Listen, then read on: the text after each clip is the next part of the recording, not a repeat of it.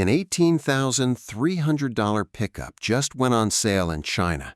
Body on frame, off-road ready, and it's fully electric. That's less than half the price of a base Toyota Hilux, less than half a Ford Ranger. And it's not some stripped-down golf cart with a truck bed bolted on. It's a real, work-capable pickup, built to tow, haul, and take a beating. So the question everyone in the industry is suddenly asking is simple. Is this the truck that finally kills the diesel pickup as we know it? Or is it a cheap gimmick dressed up in a truck body, waiting to fall apart the first time it sees real work? Stick around, because by the end of this video, you'll know exactly where this thing wins, where it loses, and whether Toyota and Ford should actually be worried. If you want to stay ahead of the EV race before it hits your driveway, hit subscribe. This channel breaks down what's coming next before everyone else is talking about it. What $18,000 actually buys you? Let's start with what Chery is actually selling, because on paper this doesn't look like an $18,000 truck. The truck is called the Himla EV. In China, it's badged as the Really R08, and it officially went on sale in China in late January 2026. Chery is offering it in 6 variants, priced between roughly $127,800 and $158,800 yuan, which works out to somewhere between $18,300 and $22,700, depending on the exchange rate and the trim you pick. So that headline $18,300 figure isn't a marketing stunt. It's the real starting price for the base configuration in the Chinese market. Underneath, this is a proper body-on-frame truck, built on a traditional ladder chassis rather than the unibody construction you'd find on a crossover.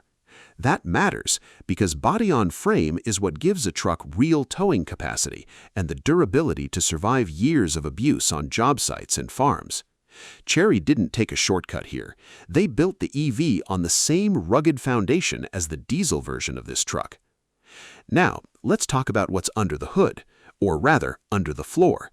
The entry-level version is a single-motor, rear-wheel drive setup, putting out around 201 horsepower and 350 newton-meters of torque, good for a 0 to 100 kilometers per hour sprint in 8.8 seconds. Step up to the dual-motor, all-wheel drive variant, and output jumps to roughly 402 horsepower and 540 newton-meters of torque, enough to hit 100 kilometers in just 5 seconds. For context, that's supercar-adjacent acceleration in a truck that costs less than a mid-trim Hilux. Battery options come in 2 sizes, a 66.54 kilowatt-hour pack, good for around 405 kilometers of range, or an 88 kilowatt-hour pack that stretches to about 510 kilometers on the Chinese CLTC test cycle, with the all-wheel drive version landing closer to 505 kilometers. Keep in mind, CLTC numbers tend to run a bit optimistic compared to real-world driving, but even accounting for that, you're looking at genuinely usable range for daily work and long hauls. Step inside, and this doesn't feel like a stripped-down budget truck either.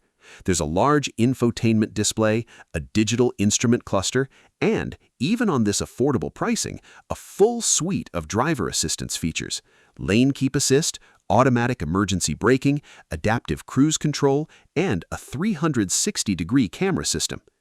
Chery even built in an intelligent thermal management system to keep the battery stable during fast charging and heavy-duty use, which is the kind of detail you'd expect on a much pricier EV. So, on paper, this is not a compromised truck.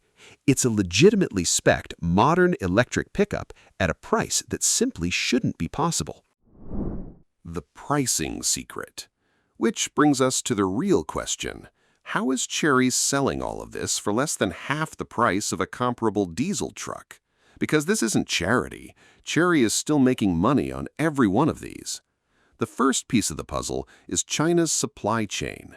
Chery is building this truck inside one of the most concentrated EV manufacturing ecosystems on the planet. Battery makers, motor suppliers, chip manufacturers, and power electronics companies are all clustered close together geographically. That means Chery isn't paying to ship components across oceans or through multiple layers of international logistics. The entire supply chain sits within a relatively tight radius, which strips enormous cost out of the manufacturing process before a single truck rolls off the line. The second piece is vertical integration. Chery isn't just assembling parts from outside vendors, they control the design, engineering, and software architecture in-house. And because Himla is part of the broader Chery group, components and manufacturing processes get shared across sister brands. That shared platform strategy means Chery isn't reinventing the wheel, literally or figuratively, for every new vehicle line. The tooling, the software, the battery architecture, a lot of that is already paid for by other models in the lineup. Then there's scale. Chery Group sold north of 2.8 million vehicles last year alone across more than 100 countries. When you're manufacturing at that kind of volume, with heavily automated robotic assembly lines, your per-unit costs drop dramatically, and your margin for error on manufacturing quality actually improves too, since automation reduces human error that tends to plague lower-volume production. And finally, this is a calculated land grab. Chery is willing to accept a thinner profit margin on this truck right now, specifically to establish the Himla name in a segment it hasn't competed in before. This is a brand new nameplate entering a market historically dominated by Toyota and Ford. Pricing aggressively is how you force your way into a conversation you weren't previously part of, even if it means eating some margin in year one to do it.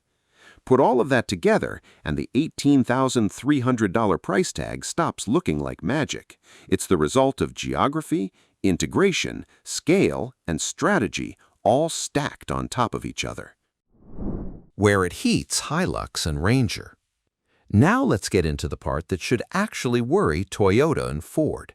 The areas where this truck isn't just cheaper, it's better.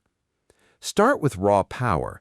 That 402 horsepower all-wheel drive Himla EV is putting out more than double the output of a typical 2-liter or 2.8-liter turbo diesel Hilux or Ranger, which usually sits somewhere in the 150 to 200 horsepower range. And it's not just about the peak number.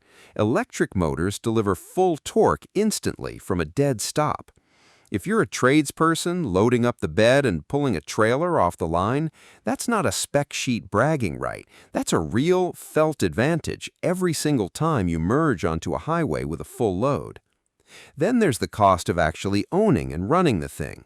Charging an EV costs a fraction of what diesel costs per kilometer in most markets, and that gap tends to widen whenever fuel prices spike. On top of that, electric powertrains simply have fewer moving parts, no diesel exhaust fluid system to maintain, no turbocharger to eventually replace, no oil changes. Over years of ownership, that adds up to real savings and real time not spent in a service bay. And there's a bigger shift happening underneath all of this. The way people actually use pickup trucks has changed. Increasingly, these vehicles aren't just construction and farm equipment anymore. They're family vehicles, road trip vehicles, weekend camping rigs. And in that context, the Himla EV's SUV-level cabin quietness, its tech features, its smoothness, that starts to make a traditional diesel work truck feel like it's stuck in the past. For a growing slice of buyers, that lifestyle appeal might matter just as much as towing capacity. So no, this isn't a fringe advantage. On power, on running costs, and on everyday livability, the Himla EV isn't just competing with the Hilux and Ranger. In several categories, it's simply outperforming them. The reality check. But here's where we need to pump the brakes, because that $18,300 price tag comes with an asterisk the size of a shipping container. That price is a domestic Chinese market price. The moment this truck tries to leave China, it runs straight into import tariffs, international shipping costs, local homologation requirements, and distributor markups. In markets like Australia, across Europe, or in Latin America, places where the Hilux and Ranger currently dominate, those added costs will push the Himla EV's real-world price significantly higher than $18,300. How much higher depends entirely on the market, but the eye-popping headline number simply will not survive the trip overseas intact.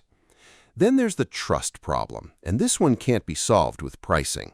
Toyota and Ford have spent literal decades proving the Hilux and Ranger can survive brutal conditions, desert heat, mining sites, remote farmland, years of abuse with minimal maintenance. That reputation was earned the hard way, truck by truck, breakdown by breakdown, over generations. The Himla EV has none of that track record yet. Nobody knows how the chassis holds up to rust over a decade. Nobody knows how the battery degrades under constant heavy payload stress in extreme climates. Those are the kinds of questions that only get answered with time, and time is the one thing money can't buy. And finally, there's infrastructure. Toyota and Ford have built out enormous, deeply established dealership and parts networks across the globe, including in the remote regions where these trucks actually get used hardest. If your Hilux breaks down 2 hours from the nearest town, chances are there's still a dealer or a parts supplier within reach. Chery's global service footprint is still being built. In a lot of the markets that matter most for work trucks, spare parts and rural service coverage remain a real gap. And that's not a gap you close overnight, no matter how good your product is. So the price is real, the performance numbers are real, but the moat that Toyota and Ford have built over decades, that's still standing, at least for now.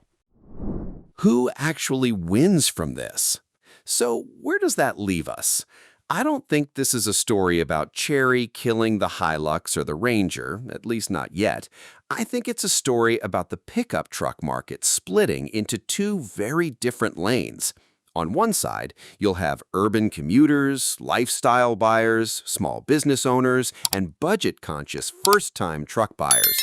People who want pickup capability without pickup-sized bills, and who are drawn to the tech, the quietness, and the price. That's exactly the lane the Himla EV is built for, and honestly, built well for.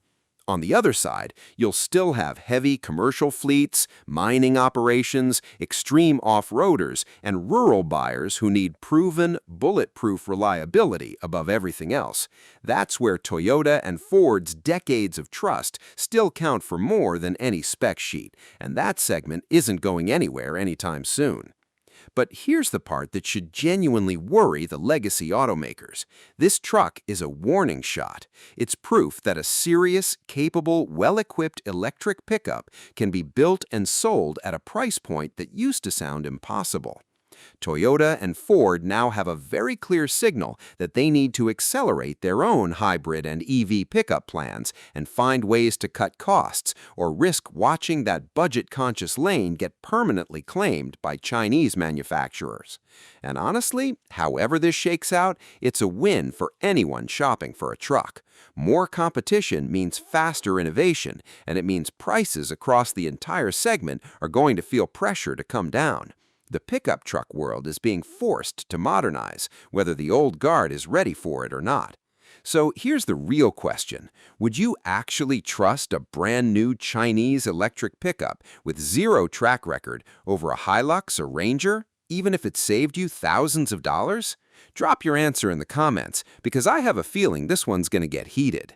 And if you want to see which legacy automaker moves first to answer this threat, I've got a video coming up that breaks down exactly what Toyota's next EV pickup strategy looks like. Make sure you're subscribed so you don't miss it.